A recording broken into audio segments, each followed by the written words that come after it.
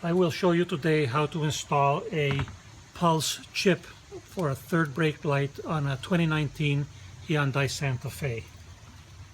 I will use this GS100A. It has a voltage in and a power out, and I'll show you how that works. The first thing you do is you remove this piece to access the third brake light. Just a little screwdriver right there, and then you pop it right out.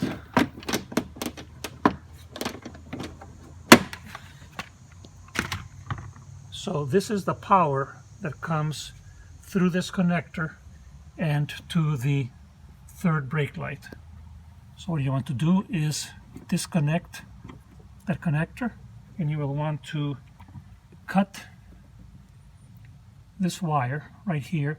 Give yourself enough room that you can hook up to the light and to this fitting. Now, you have to put the fitting in front of me so I can take it. To the fitting. Okay. The fitting has a black wire and a white with black. So the black wire will go with the black wire coming in the voltage in to the strobe controller, and the white with black will go to the red wire. And again, I'm using these butt connectors. In this case, they are wire range 22 to 16.